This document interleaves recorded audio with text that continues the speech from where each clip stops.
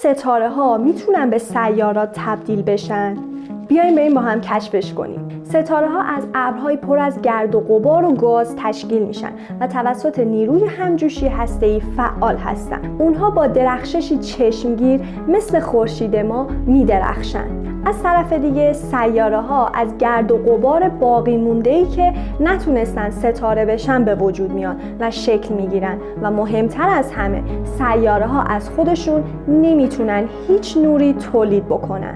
ستاره ها وقتی که به پایان عمر خودشون نزدیک میشن ممکنه که تغییر بکنن، مثلا تبدیل به ابرنواختر بشن یا تبدیل به غول سرخ عظیم و بزرگ و یا تبدیل به یک ستاره کوچوله بشن، اما هرگز نمیتونن به سیاره تبدیل بشن. این یک قانون طبیعی و کیهانی محسوب میشه و هیچ ستاره‌ای نمیتونه این قانون رو زیر پا بذاره. ممنون که این ویدیو رو تا آخر تماشا کردی. فراموش نکن